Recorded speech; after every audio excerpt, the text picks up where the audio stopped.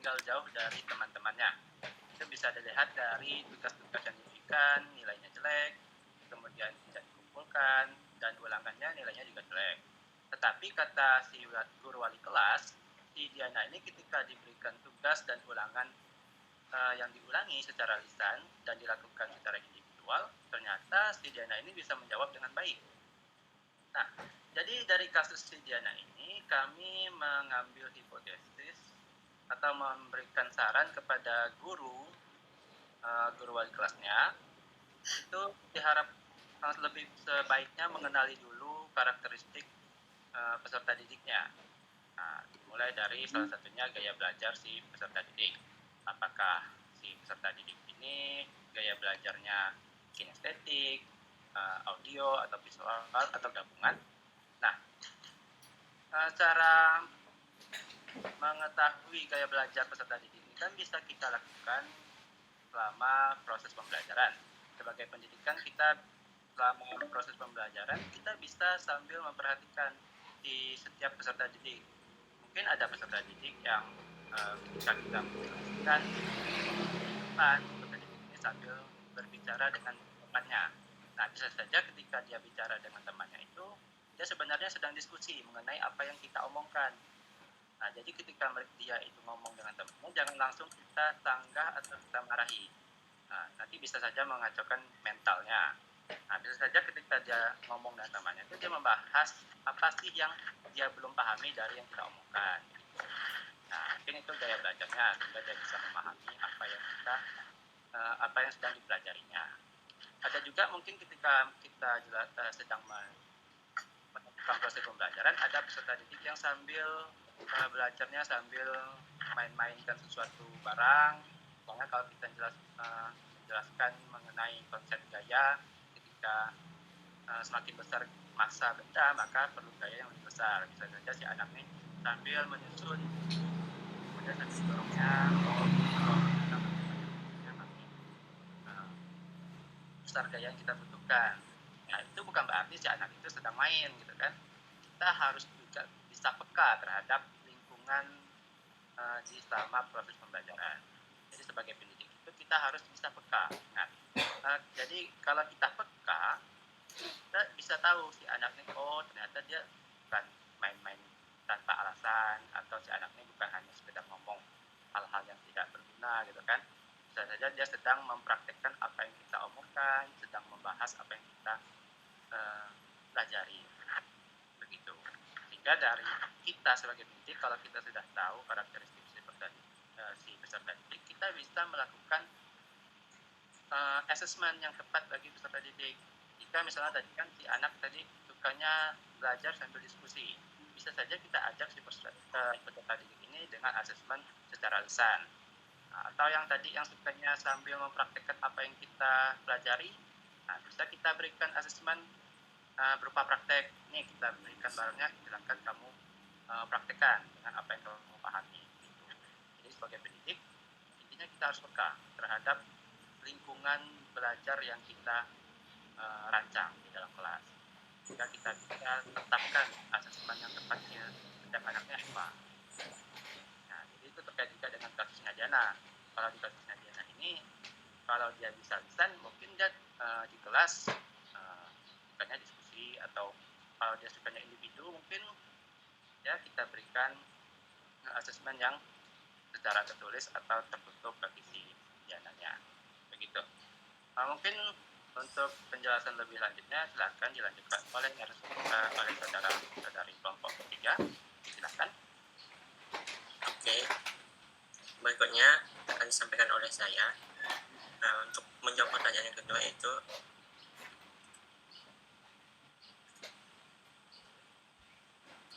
di sini kesimpulan yang dapat diambil dari asesmen yang didesain adalah permasalahan yang dihadapi oleh peserta didik sepertinya dianalisis terlebih dahulu oleh seorang guru, yaitu gaya belajarnya tadi, karakteristiknya, terus minatnya di motorika atau di visual atau juga di audio visual seperti itu.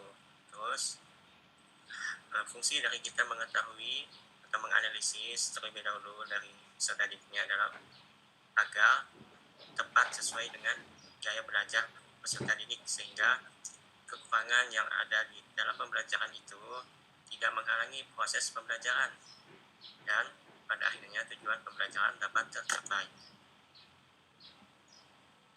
Nah, untuk berikutnya, silakan kepada teman saya menyampaikan kasus ataupun temuan yang ada di sekolah.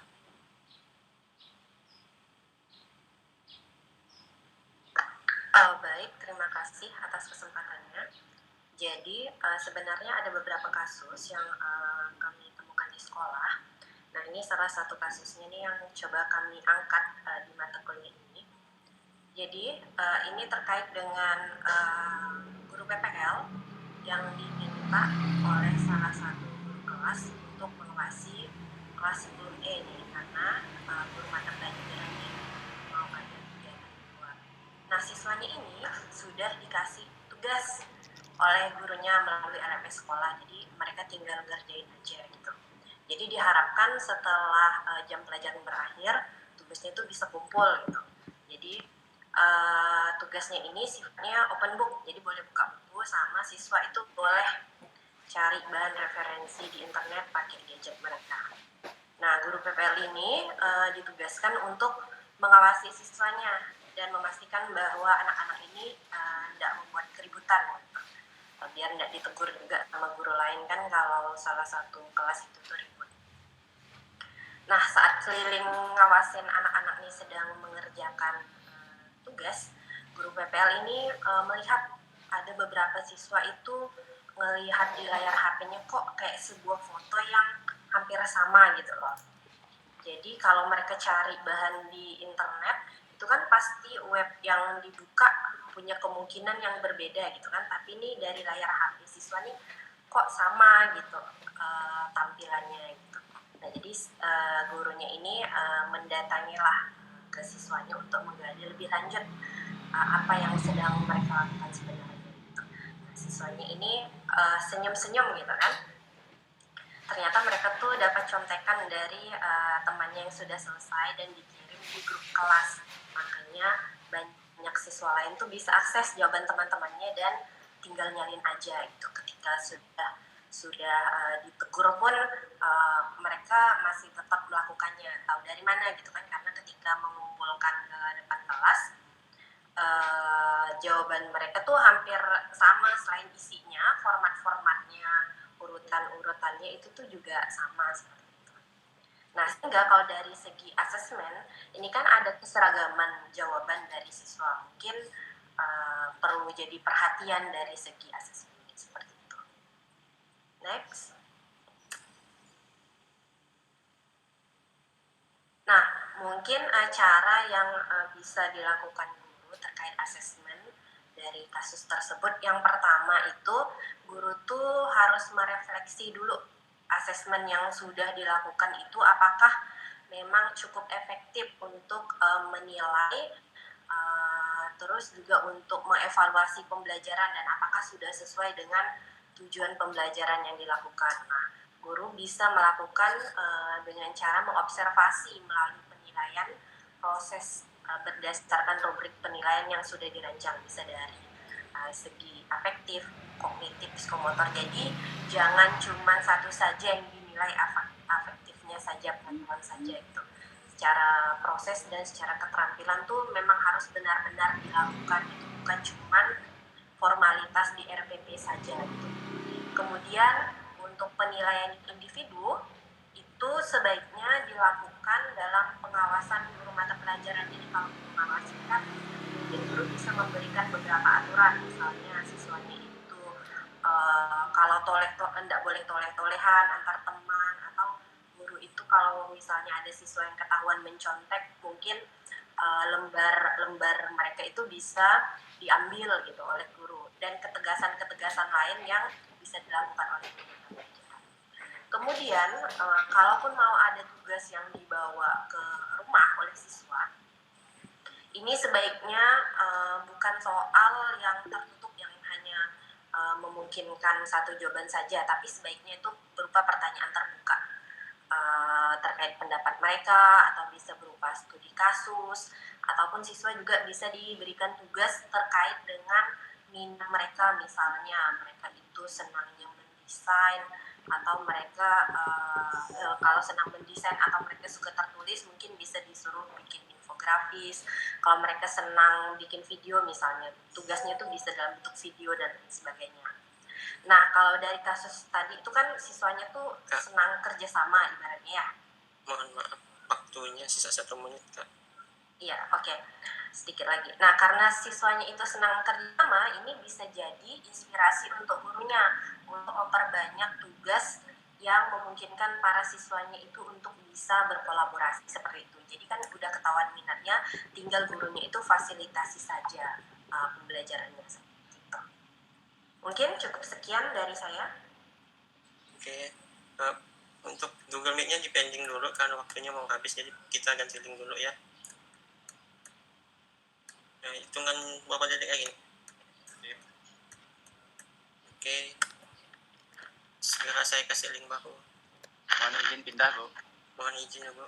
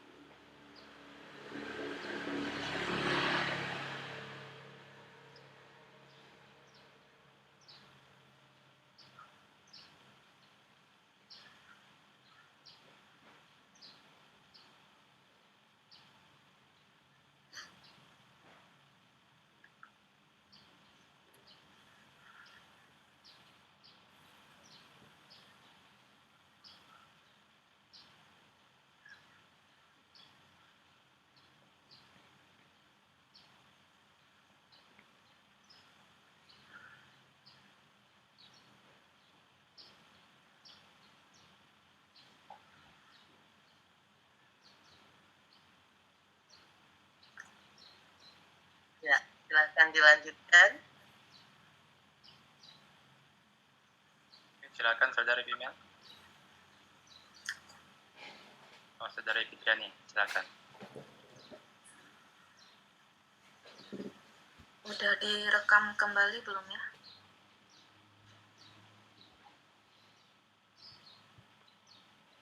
Saudara David, bagaimana? Oke. Nah, untuk selanjutnya itu cara melakukan asesmen terhadap kondisi sekolah tadi seperti yang sudah dijabarkan oleh Saudari Elva bahwa kasus di sekolah ini secara singkat itu peserta didik itu mencontek dari salah satu siswa gitu. Menconteknya itu dengan cara menyalin jawaban dari sebuah foto yang mungkin didapatkan dari grup atau teman yang sudah selesai mengerjakan gitu. Nah, kemudian untuk cara melakukan asesmen terhadap kondisi sekolah tadi, itu yang pertama, asesmen yang akan diberikan dan pertimbangannya itu yang pertama asesmen diagnostik, kedua formatif, dan yang ketiga ini sumatif. Untuk asesmen diagnostik ini diberikan kepada peserta didik sebelum mereka mengerjakan tugas kelompok, seperti yang sudah dijabarkan bahwa karena peserta didik ini menyukai kerjasama, jadi tugas ini dialihkan menjadi tugas kelompok saja gitu. Nah, kemudian asesmen diagnostik ini terbagi menjadi dua, yaitu asesmen diagnostik non-kognitif dan asesmen diagnostik kognitif.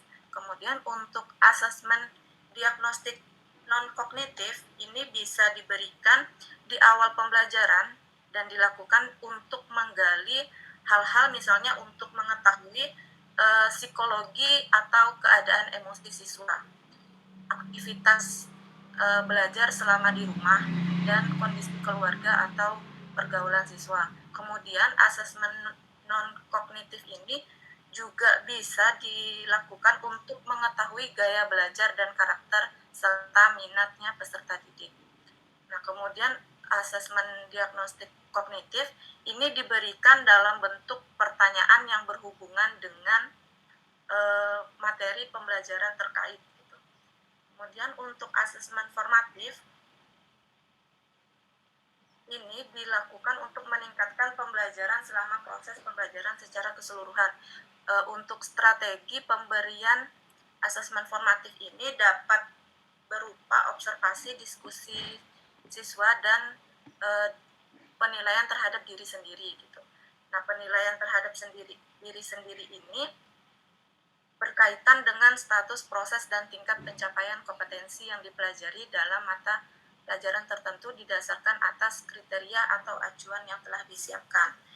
Nah, untuk penilaian diri ini, jadi peserta didik ini di dalam tugas kelompok, di dalam mengerjakan tugas kelompok itu disuruh melakukan penilaian terhadap diri sendiri.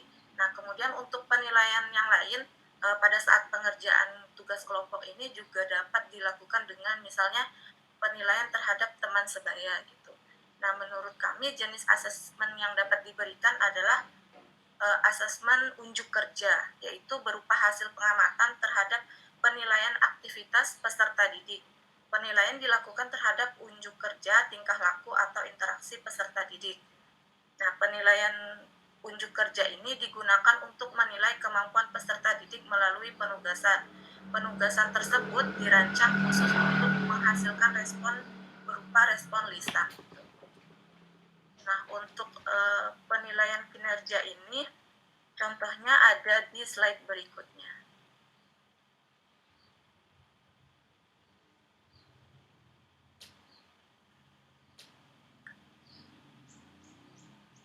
Nah, untuk penilaian kinerja ini ada contohnya, yaitu rubrik penilaian untuk mata pelajaran fisika.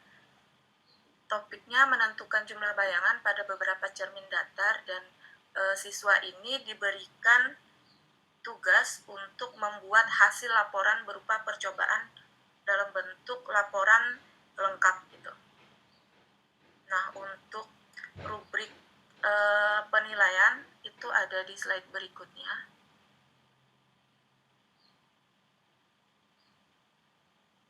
Slide berikutnya. Nah, berdasarkan yang sudah kita ketahui bahwa rubrik untuk penilaian terhadap unjuk kerja ini dapat berupa dua, yaitu rubrik dengan daftar cek atau checklist dan rubrik dengan skala penilaian gitu.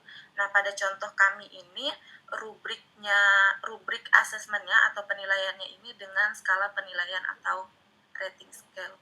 Nah, untuk yang pertama misalnya ini pada kegiatan persiapan, untuk aspek yang dinilai itu kelengkapan alat-alat dan bahan. Jadi untuk skornya ini 0 jika tidak mengerjakan atau jika peserta didik tidak membawa alat-alat dan bahan yang lengkap. Dan skor 3 diberikan apabila peserta didik membawa alat-alat dan bahan secara lengkap. Nah, untuk selanjutnya strategi asesmen unjuk kerja dan kesimpulan akan dijelaskan oleh teman saya. saya female.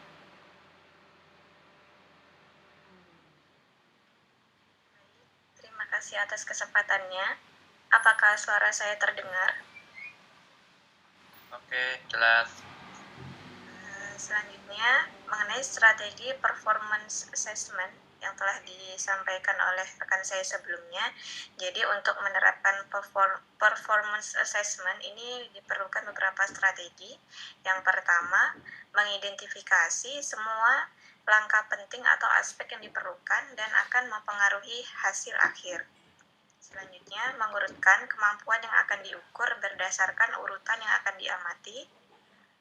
Lalu menuliskan kemampuan-kemampuan khusus yang diperlukan untuk menyelesaikan tugas. Setelah itu, jika menggunakan skala rentang, perlu membuat kriteria untuk setiap pilihan. Dan yang selanjutnya, mengusahakan kemampuan yang akan diukur tidak terlalu banyak sehingga semua dapat diamati. Jadi contoh rubriknya sudah disampaikan oleh rekan saya, Saudari Fitriani yang tadi. Oke, selanjutnya. Next. Jadi kesimpulan dari asesmen yang didesain dan akan dilakukan, jadi dapat disimpulkan bahwa dalam merancang asesmen diperlukan untuk mengetahui karakteristik dan kebutuhan peserta didik terlebih dahulu agar proses sesuai dengan capaian pembelajaran atau tujuan pembelajaran yang diinginkan.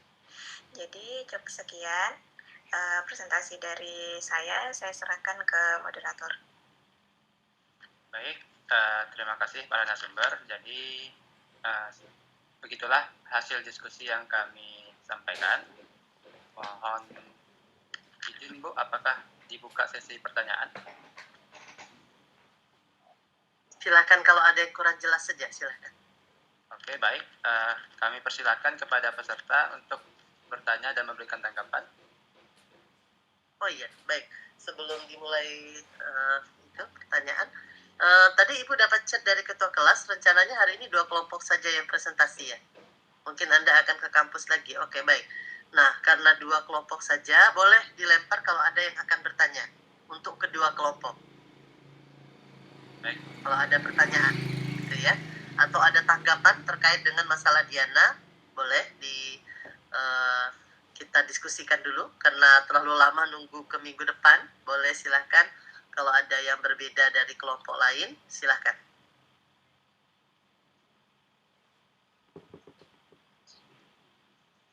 Silakan teman-teman, ada yang memberikan tanggapan mengenai kelompok 4 dan 3. Coba tolong ditampilkan lagi kasus yang kelompok 3.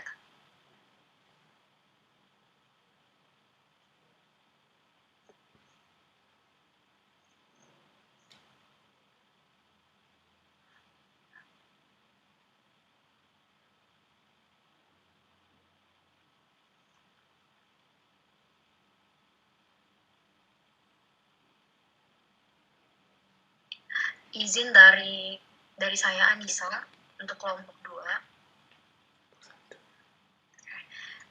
Untuk kasus di sekolah ini sampelnya satu kelas ya. Oke. Nah, kalau misalnya kasus di sekolahnya ini kita fokus ke satu siswa, jadi yang dianalisis itu asesmen untuk satu siswa bagaimana ya Ibu ya. Soalnya di contoh ini kebetulan kasusnya itu satu kelas kejadiannya. Ya, oke.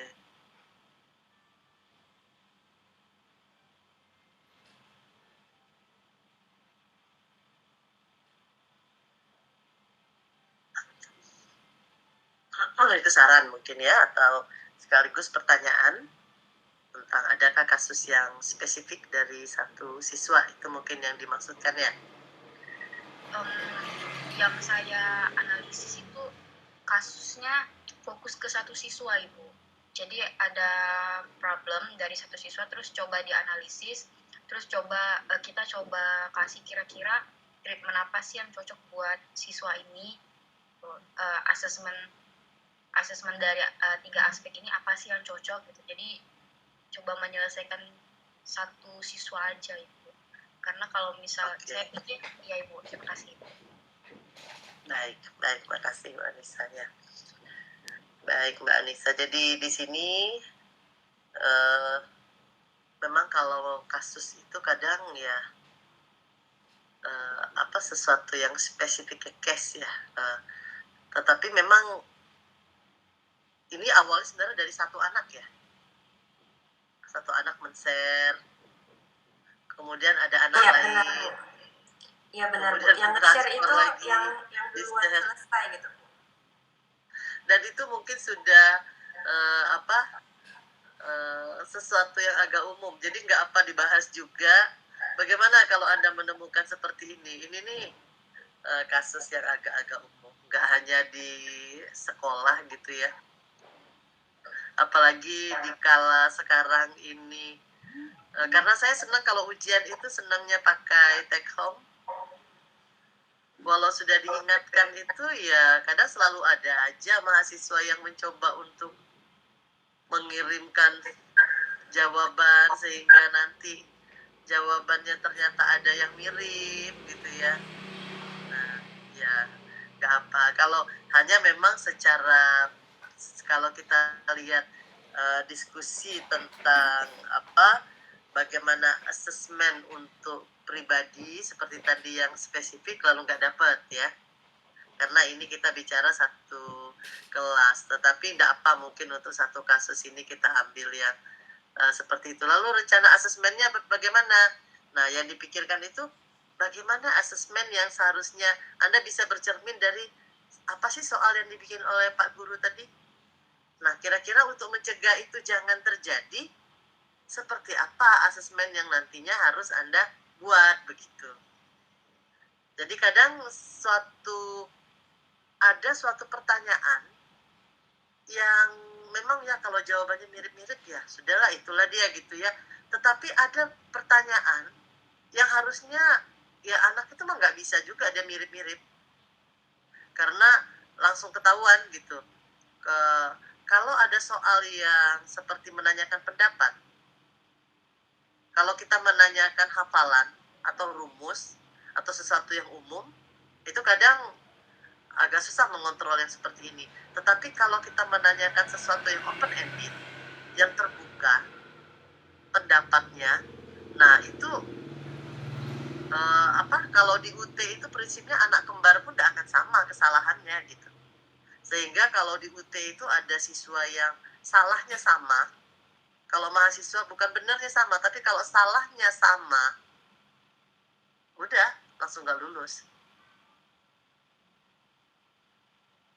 Jadi dia langsung lihat aja, karena katanya dua anak kembar pun nggak akan seperti itu gitu. Jadi itu bisa juga menjadi salah satu case yang kita coba diskusi yang bisa nyangkut juga dengan asesmen. Jadi mungkin nggak apa kita sajikan tadi ya Mbak Anissa ya. Ya Ibu, jadi tidak apa-apa ya Ibu kalau misalnya kasus yang diangkat itu fokusnya ke satu siswa. Untuk ini oke. Nah, tetapi kalau ada satu siswa dia akan lebih spesifik nanti dalam penanganannya, diskusi penanganan ya. Baik Ibu, terima kasih. Yang penting tidak ada kasus yang sama semuanya ya. Oke, baik. Masih ada lagi yang lain? Baik. Kalau tidak ada, saya ingin mengajak Anda berdiskusi. Jadi karena memang ini belum baru dua kelompok. Tadinya sebenarnya bicara tentang Diana itu saya ingin mengajaknya setelah 4. Jadi mungkin untuk Diana nanti saya sudah catat jawaban dari kelompok 4 dan 3. Ini setelah keempat. Tetapi untuk kasus masing-masing kita lihat ya di sini ya. Dari kelompok 4 tadi mengangkat tentang siswa aktif katanya, tapi hanya ketika praktikum dan presentasi saja. Siswanya suka game gitu ya. Dan kognitifnya nilainya jadinya rendah. Nilai rendah di sini mungkin yang dimaksud secara kognitif ya, misalnya ulangan gitu ya. Baik, jadi sarannya adalah perlunya penilaian afektif dan psikomotorik. Ya bagus di sana. Ya, jadi kalau di sini memang kita melihat tentang gaya belajar orang yang berbeda, minat seseorang yang tidak sama, sehingga bagaimana kelas itu walaupun kita punya 30 anak, kita itu berusaha karena asesmen itu adalah untuk duduk di samping siswa dan memberitahu kelebihan dan kelemahannya, berarti itu kan satu siswa yang kita omongkan. Jadi sebenarnya kita tuh perlu menjadikan yang 30 itu adalah individual. Bukan kita melihat siswa kita sebagai satu kesatuan saja semua. Namun ada individual-individual yang perlu kita perhatikan. Makanya kalau tiap anak katanya yang di undang-undang itu kan setiap siswa berhak atas mendapatkan pendidikan gitu ya. Nah, setiap. Jadi bukan untuk sekelompok, tetapi setiap. Sehingga siswa di kelas itu memang setiap anak itu berhak untuk mendapat perhatian. Berarti kita harus memperhatikan tiap anak. Tiap anak adalah unik katanya. Ketika kita bicara unik, dari gaya belajar itu kan yang kelihatan ya, yang kelihatan. Itu yang kita bisa lihat salah satu. Tetapi kita tahu bahwa unik itu karena tiap orang itu memang dia punya latar belakang yang berbeda. Ada latar belakang sosial, latar belakang ekonomi, latar belakang dari psikologinya, latar belakang banyak hal yang menyebabkan tiap orang itu akhirnya menjadi berbeda dan unik. Nah, di sanalah tugas kita itu memang menjadi sangat kompleks karena kita harus melayani siswa yang unik tadi. Kita harus mendampingi, kita harus mengoptimalkan siswa-siswa yang unik. Akan sangat menarik ketika ini bisa Anda lakukan terus. Ya. Karena apa? Oh, Anda bisa menemukan satu siswa yang unik itu sudah luar biasa. Karena belum tentu semua orang akan melihat adanya keunikan kasus. Jadi ketika ini ditemukan, berarti Anda jeli untuk melihat, oh ada yang berkasus seperti ini. Ketika itu Anda latih, nanti Anda akan terbiasa.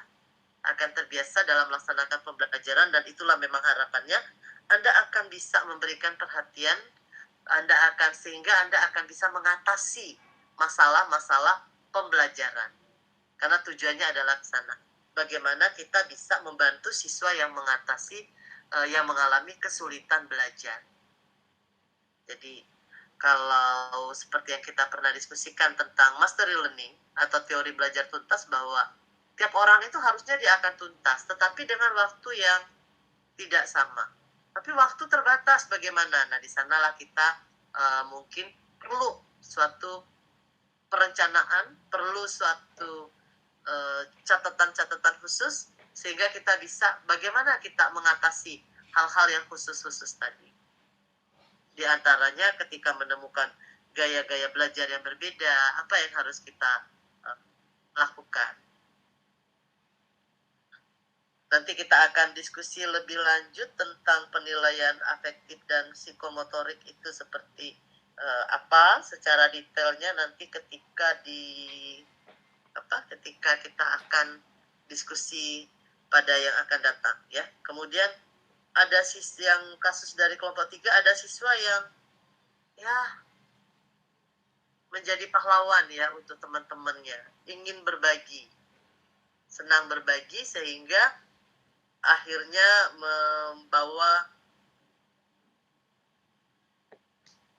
sehingga teman-temannya jadinya tinggal menikmati hasil tadi, dan itu tentu menjadi sikap yang sangat tidak kita harapkan.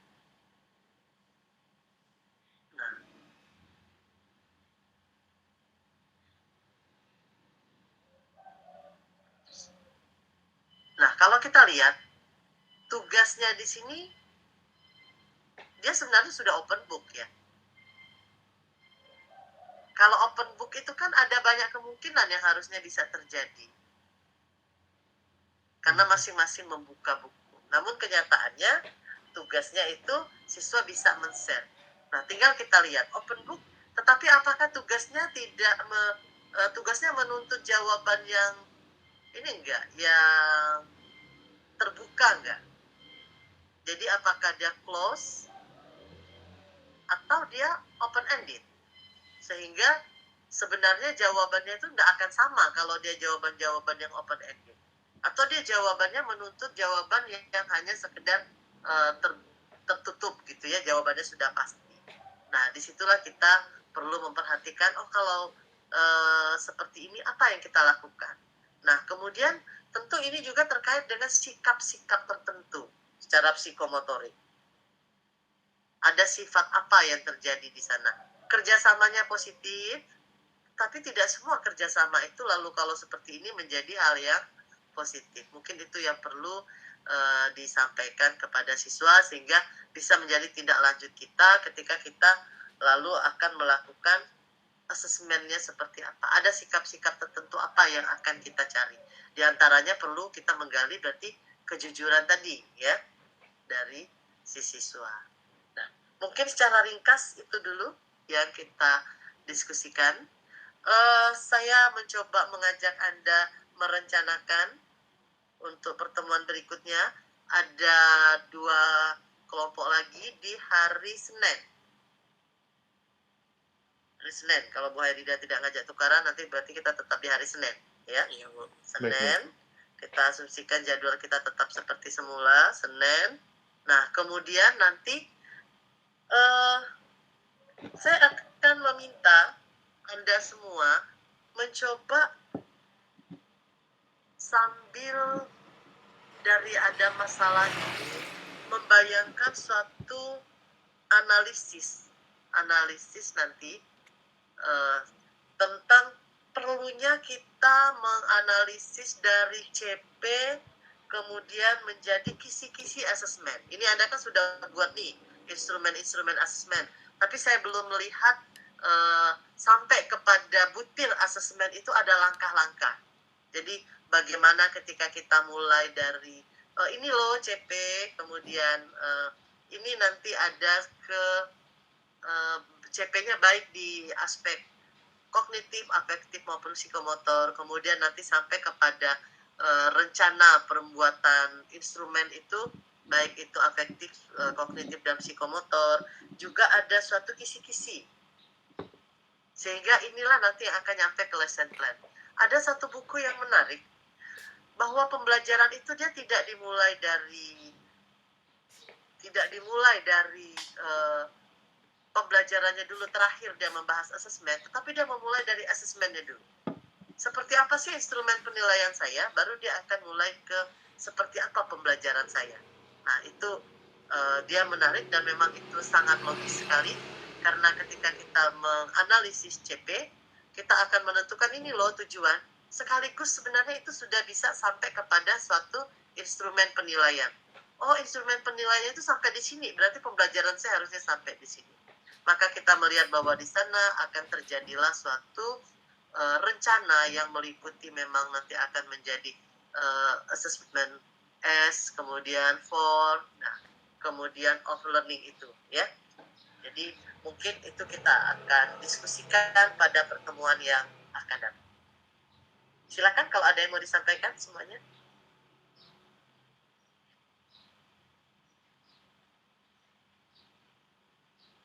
Cukup jelas yang Ibu sampaikan atau